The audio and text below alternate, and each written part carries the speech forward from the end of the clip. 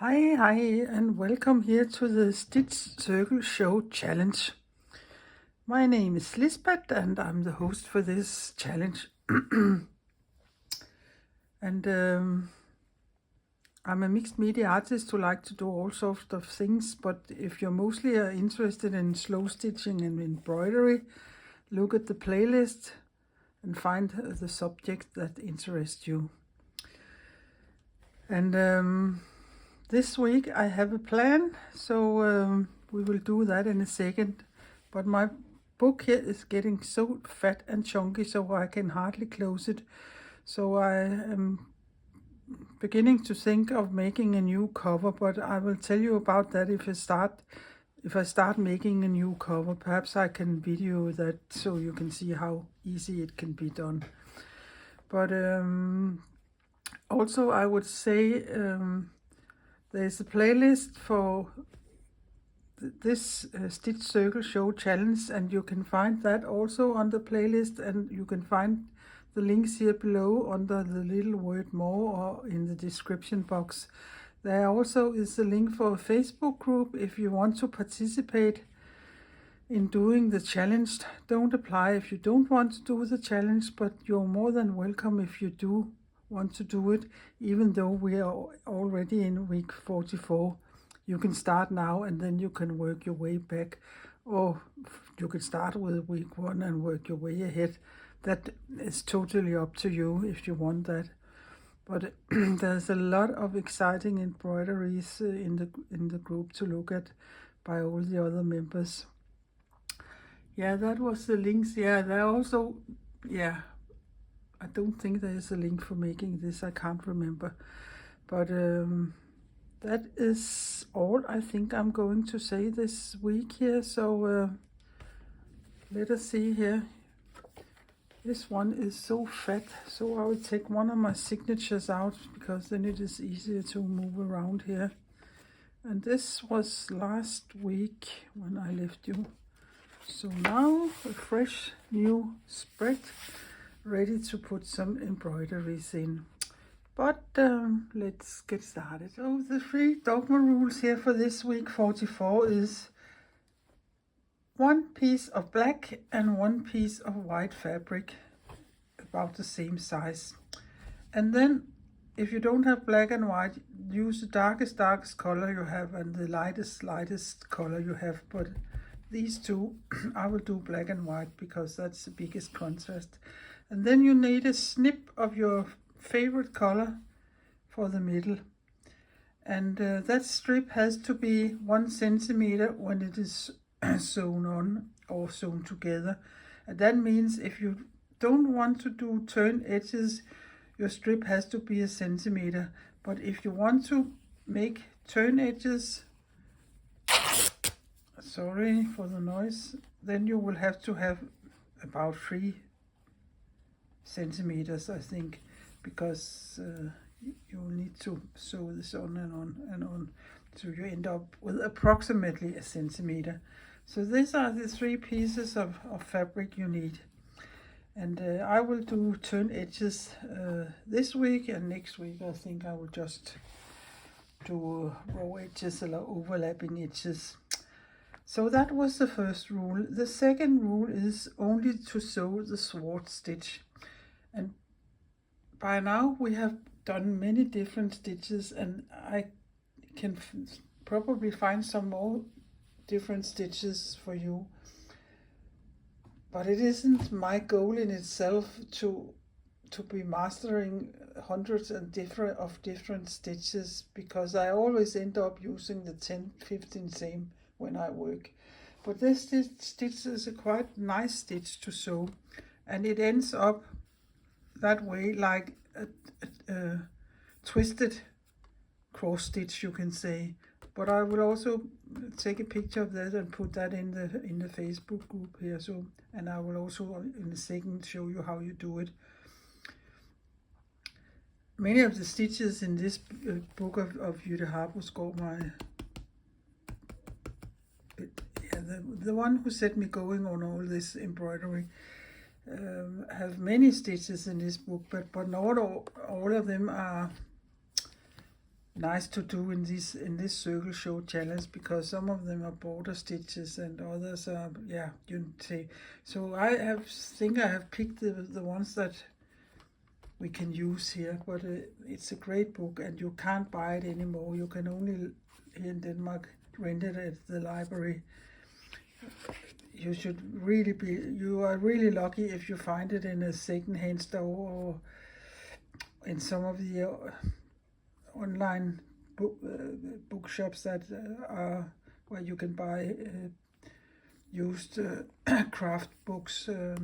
So I'm so lucky I have this book, and that was, in fact, let me see here, that without it was hers. So I cherish this book a lot.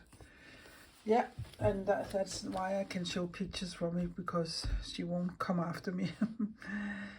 Yeah, and the third rule is the thread. And since I ain't going to stitch in this red strip here, but only in the black and white, I have taken a red thread because I can see it in both the black and the white. I know it is a little more redder than this one is, but I want it to be seen on the black. So your thread must be the color of that strip. You choose your favorite color. So and then black and white, and then you sew the sword stitch only in the black and the white, and you can place them totally random. You can place them exactly as you want. You can make them as small and as big as you like, and you can divide, not divide, do different lengths of the legs of this stitch. You do whatever, you play with the stitch and see what you can come up with. That is the only rule for that.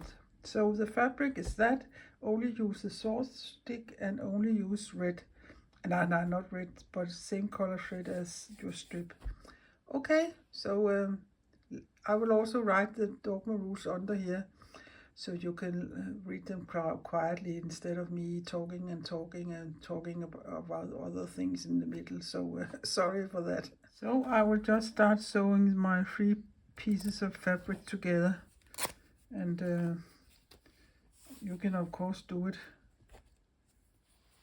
any way you want to do it, but if you want to be it to be very neat and straight, you can of course put some pins in.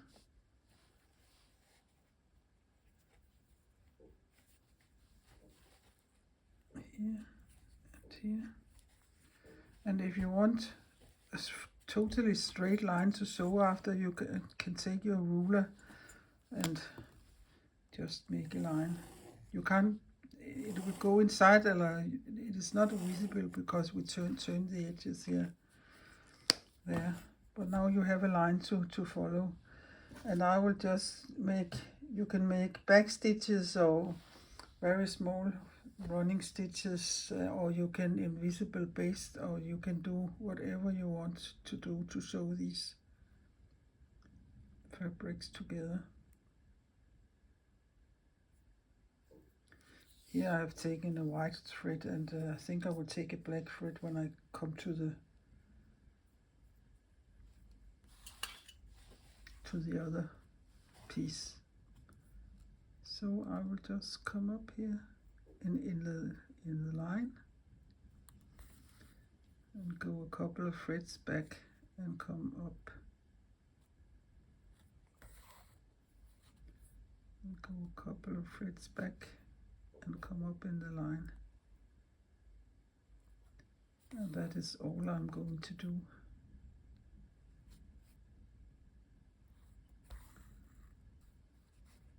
Yeah, I think I can hardly see the line, but I think it is okay. But I will do that all the way down, and then I will press this seam out with my finger. So this is sewn down, and I will just take my fingers and press it like that. And then I need to sew this onto this.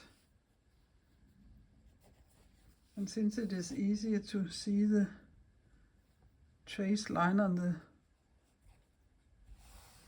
red fabric, I will turn this side up. Put some needles in.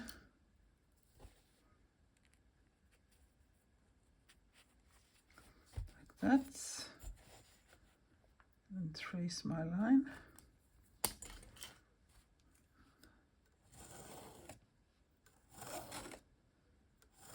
But you don't have to do this. You can, if you're good at sewing, you can just sew.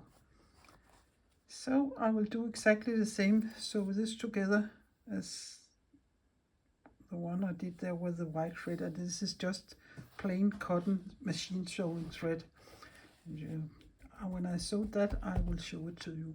So sewn together, and it isn't quite a square. It is about 1 centimeter wider than it is in the height, but I don't mind. It can be in my book. That is the important thing. And now I will have to trace a circle, and that will be a little difficult because if I take my pencil, I can't see it there, and if I take my chalk, I can't see it there. So I will use both. And I have such a template here I can use, but you can use all kinds of different things from your kitchen to trace around. Just find something that fits your size, the size you want. And I think this is about the right place. So I will just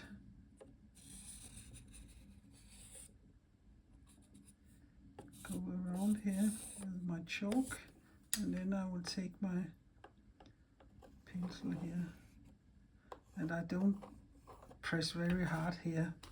So now you can see it looks quite fine. And then I will hurry before the chalk blows away and find my needle. And oh, I have so many things here on my table. And I can also see I have a tea stain there, but yeah, that is what it is.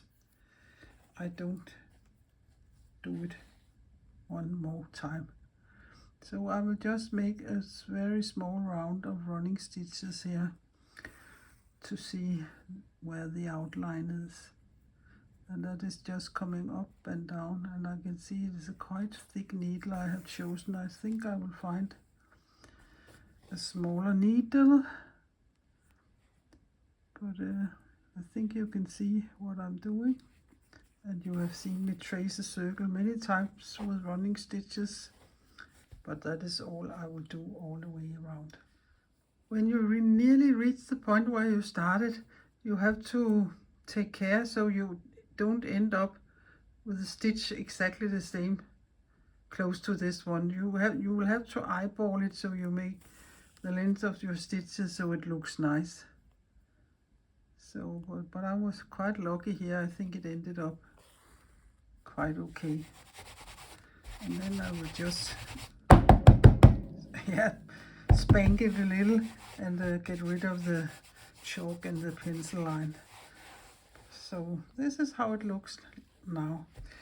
This color combination, red, white and black, is one of my favorite color combinations. I like these 3 colors together.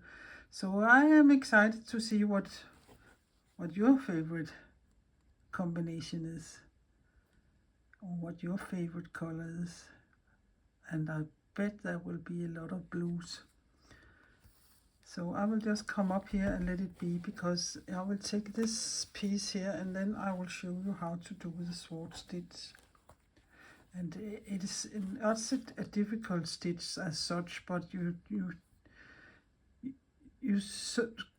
come up and then you go down exactly as if you would have done half a cross stitch. And then you come up at the same height as where your thread come up, but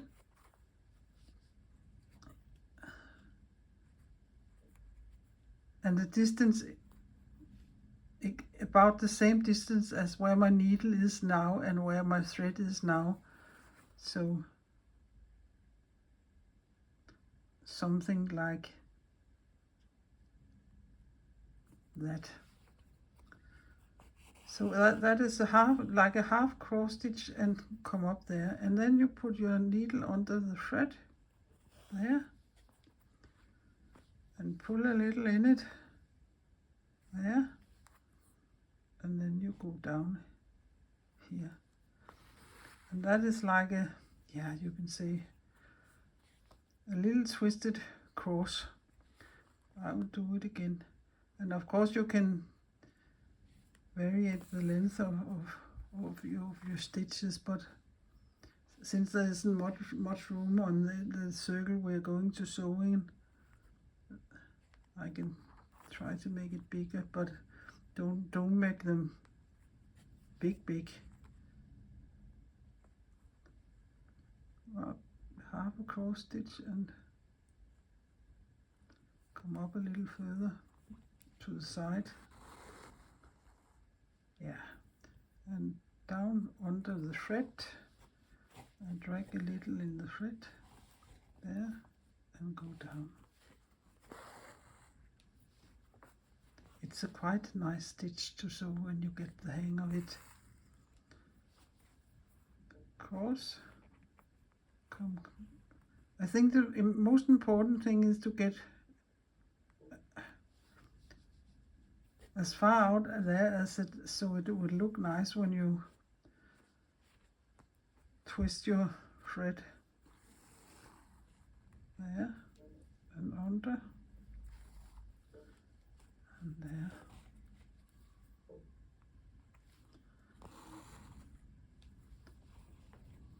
They look like this.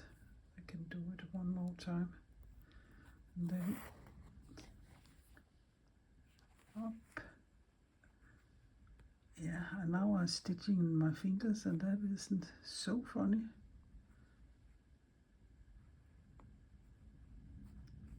There. Under the thread with your needle. You come up and go under, and here. You can see there I wasn't so far away with that, where I did come down, and therefore it will be a little different. But sometimes you can do it like that, and then you make it more like a crucifix form. But that is the way to do the sword stitch. So away with that, and let us start here. And I will just place mine totally random with the red thread there and also the red thread there, but I will do nothing in the middle. And you can turn and twist your fabric so you get them all over the place. And I think perhaps I should have backed this fabric because it is quite flimsy. Like that. And come down there. And then I just turn my fabric a little. Come up. And go down there. Go in the leg. There. And in here. So.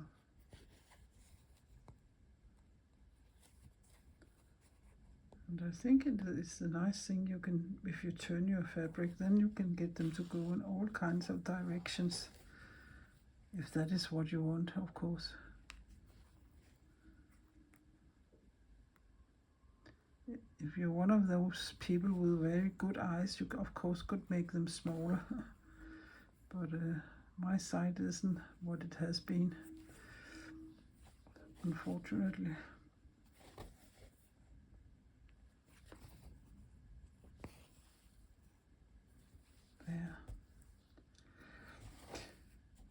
Yeah, I think I will find a piece of something I can put under, because I don't think I need something more sturdy to hold on to. I thought this was heavy enough, but I don't think it is. So I will just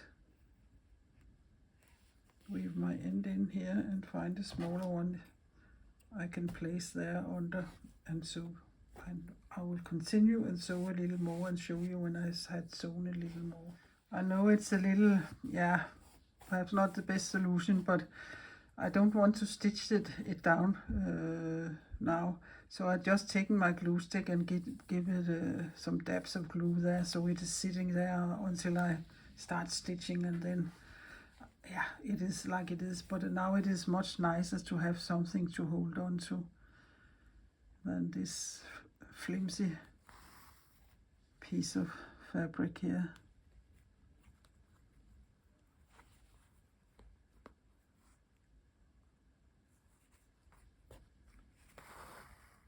And it is easier to feel what you're doing. Yeah, that was much nicer for me. So I will continue stitching, and we don't tell anybody about this cheating here. Done with most of the stitching, and sometimes you're so lucky, so you'll just have enough thread to make the last stitch, and the last stitch luckily is fitting in. Yeah, I don't know why it is so, but yeah, I was just lucky, I think. Yeah, there. And then I will just secure it by letting it go under all these other threads there is there already. I'm not so special keen, not keen, but on securing my threads very much, because it isn't something I'm going to wear or to use, so I don't think it matters so much. It is just sitting in a book, so yeah, it is what it is. So I will just take another thread, and I'm a little excited to see how it would do in the black. It is very visible on the white, but if I end up not think it is visible enough, perhaps I will take a thicker thread. I have the same color in a thicker thread, but let us see. And will excuse all the noises you perhaps can hear, but it is very, very windy here today. So I have some things hanging on my down from my roof where I feed birds in, and they are squeaking. Yeah, and I think the small birds are getting quite roller coaster trip here. So yeah, let us see here. Come up. And I have also been thinking about this. I think it sometimes can be a little difficult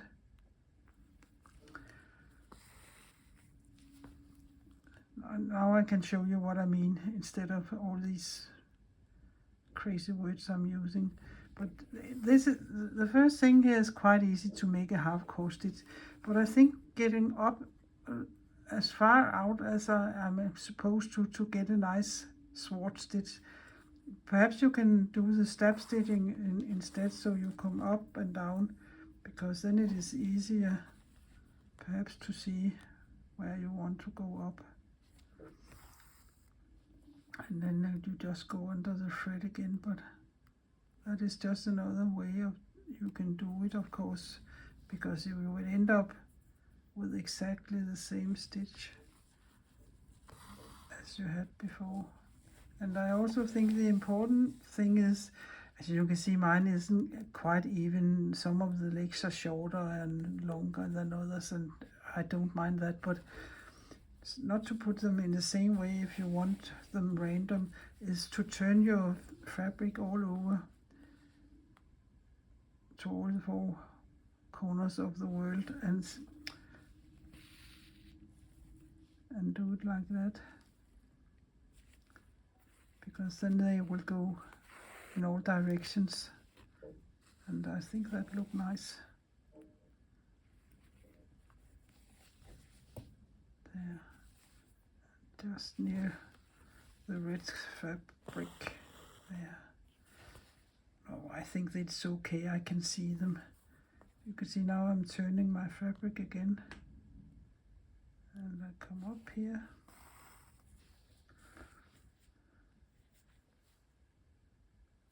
Go nearly to the red fabric, out under the stitch and down.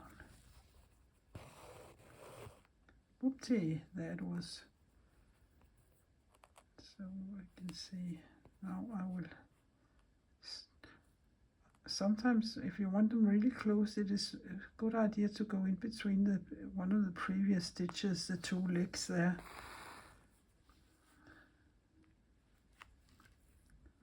But yeah, it depends on how close you want your stitches to sit on your fabric. I know many of the challenges here I have done, I stitch quite heavily on my fabric, and that is because I like that. And this stitch you can also use like a filler stitch if you are filling a surface and you want some other stitches than running stitches or seat stitches or some of the other stitches. They are nice to fill the fabrics out with. Yeah, so again there under, and in between the previous stitches, two legs there. So I think I can see it. I hope you can. It is perhaps more visible in real life than it is here. But I will stitch all the way around here on the black fabric and show it to you when I'm done. Now I have done so much stitching here on the black, so I can see it is okay to use the same thread and not take a thicker thread. And when I'm looking in my camera here, I have a hard time seeing it, but it is totally fine here in real life. So I will just continue and sew the rest of the small sword stitches here, and I have just put a new thread in my needle. So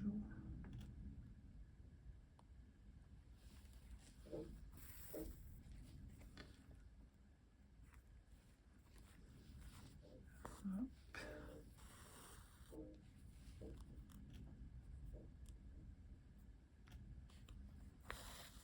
down, under, and I will just go down there. So now for the rest. So for the last stitch, and again it ended up nice, so I can just take that last stitch here, and here while I was listening to the wind going heavily outside, I got thinking about here in Denmark we say when it's such a weather like this that it is blowing free pelicans, and I don't know why we say it, because pelicans don't live in Denmark, but it's just a saying. And where you live you probably have other funny ways of saying such things here.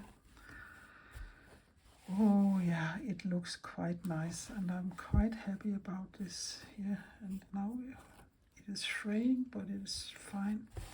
And do I want to put it this way, or do I want to put it this way? Yeah, that is a big question. I could just trim some of them off here.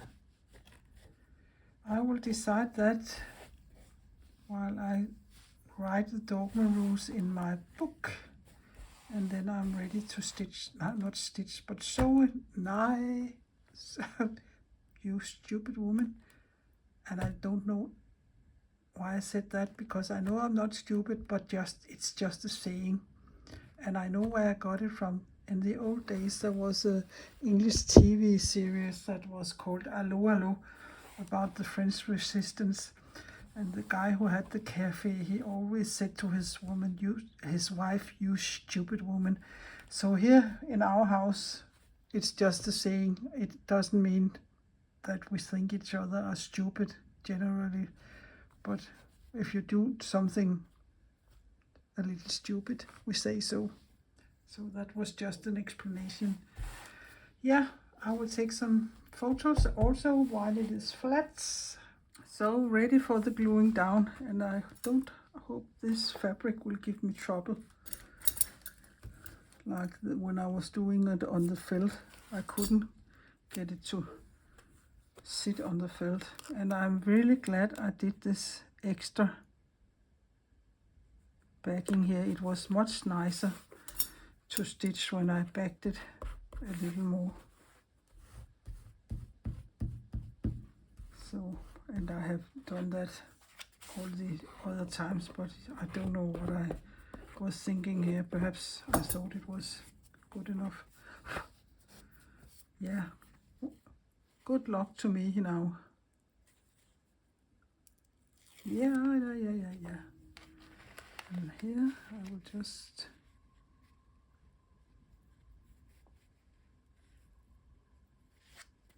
place it there. And I think that is fine. And yeah, it is fraying a little, but who does care about that? I don't. So here it is, and yeah, that doesn't suit me, this little tea stain there, but I can't do anything about that. I will take some close-ups at the end of the video. I hope you would like sewing this sword stitch. It is, I think it is. It looks very nice and a little different if you just have been doing cross stitches. That extra little swipe around the thread there gives it a little extra. If you want to place them totally random, as I have done, or you would make them in rings or in columns or lines or whatever you would fancy to do, that is up to you. And I really hope you will give it a try. It's not too late, as I said earlier in the video, to jump into this challenge here, and the more the merrier. And for those of you who are doing the challenge, I know many of you don't like Facebook and Instagram and so, and perhaps you are a private person who don't want to share, but for me it is really interesting to see all the different ways people are interpreting this few set of rules, because until now, and there are several thousand embroideries in the group to look at, none of them have been the same. There always is a difference in size and colors in the way the members choose to do it, and that is really, really exciting to see that you can end up with quite different results even though you had the 3 or 4 same kind of rules. So for me it would be very nice to see some of your works, and you can perhaps join Facebook and don't join anything else but the group if you want to show what you have been doing, or see the other members what they have been doing. Yeah, that was just a wish from my side, because sometimes it can feel like you're sitting on a lonely island and doing these things, and I don't know what is happening at the other end, if it is all in vain, or how many people. I know I wouldn't be able to know how many do this here, because there are probably some doing it and never say a peep about it anywhere, but it would be nice to know if someone out there is doing it without me knowing it. They are the same, even though the group there's 2,800 members, and I hadn't expected all of them doing it every week, but about small 200 people are doing it every week. And in the beginning there was 500 to 600 started up, and I know life can get in its way and so, but I would really like to know if this is something to continue with, or if it's interesting enough, or yeah, some opinions about why and how. Okay, that was just me babbling along here, but if you have liked my video here and you have got some inspiration or learned some tips and tricks, please give my video a thumbs up, and please consider subscribing my little Danish channel. There also is a notification bell you can hit, and then you will get a notification every time I put a video up. But this kind of videos or this Stitch Circle Show challenge is going up every Thursday for the rest of the year. So jump on and let us see what you are doing.